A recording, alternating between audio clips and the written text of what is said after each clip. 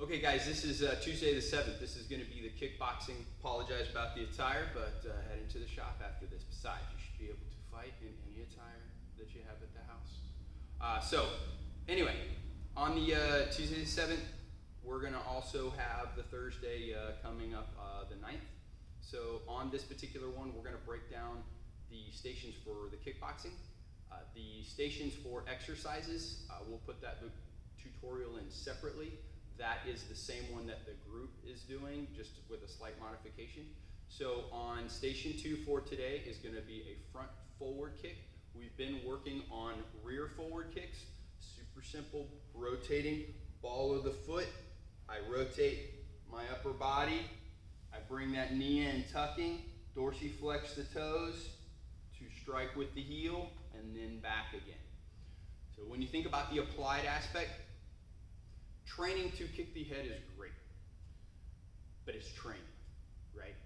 We're not going for somebody's head, all right? If we are trying to be as applied as possible, with as much combative IQ as possible, let's be honest, trying to go high with feet position is not only difficult, takes a long time, but also the potentials of missing, the potentials of losing your footing, the balance, the proprioception of recognizing where your limbs are spatially, the ability to be able to counter after.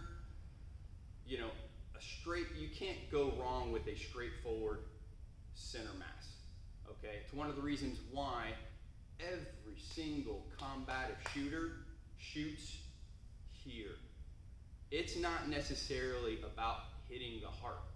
It is about that you have a mass that you can be ensured you can create trauma on. Every single thing that we do when it comes to our striking should be considered if we have knives in our hands, right? Or we have sticks, or we have a weapon, a projectile weapon. So our foot position is the same when it comes to our knife work, when it comes to our gun work, when it comes to our striking skills. Almost everything is trying to be as basic as possible with basically the same dance you're learning, with a slight manipulation in the front and a slight manipulation in the back. All right, that is why military tries as best they can to create that atmosphere when it comes to learning, because that's how you retain.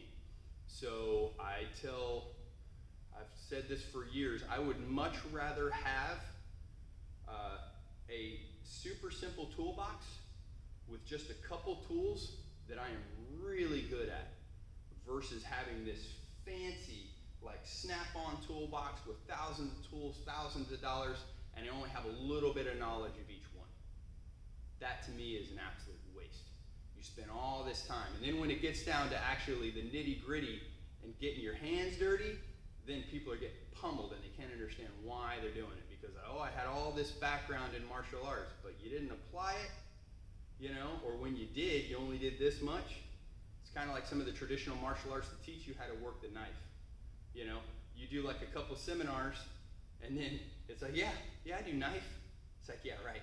Or you do just the forms of a weapon, but you have hardly any of the applications because the form took so long to learn that the amount of hours it would take to break down the application, you don't have time because you got all this other stuff you got to deal with.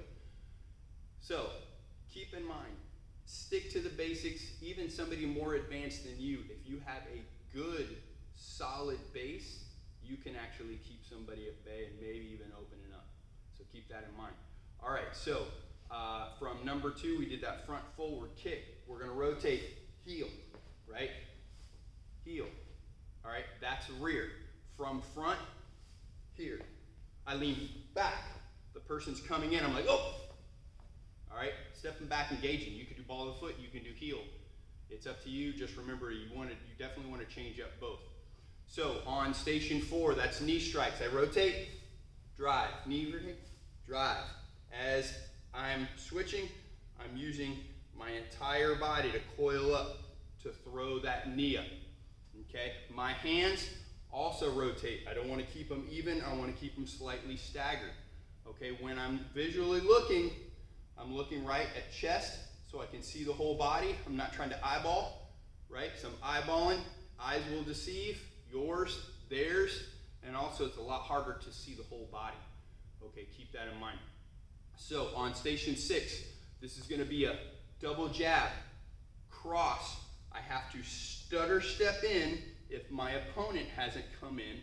I do my left high, right lows. Okay, when I follow with that, I've got an elbow. That elbow is going to be with the left. I'm going to drive that dropping elbow down, and then I go back into my fighting posture again. Okay, so station number 8 is the same as station number 4. Station number 2.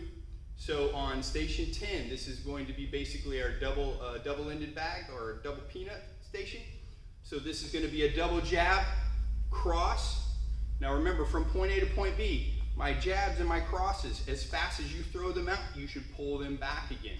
I go slow so you can see these, but when you're at home or you're working on your bag, make sure that you're fast with these. Also be super cognizant of only keeping a pre-stretched position in the final strike. Yes, we're trying to get as much structural bone behind these two knuckles as possible when it comes to our strike, but we also don't want to hyperextend, right? If we hyperextend, those really suck because those can take a while to heal. So on that double jab and cross, double jab, cross, that bob and weave, I come underneath and I'm still keeping my head up, but I slightly shift, side crunch, dropping my chin off to the side. I'm working my way with the punch.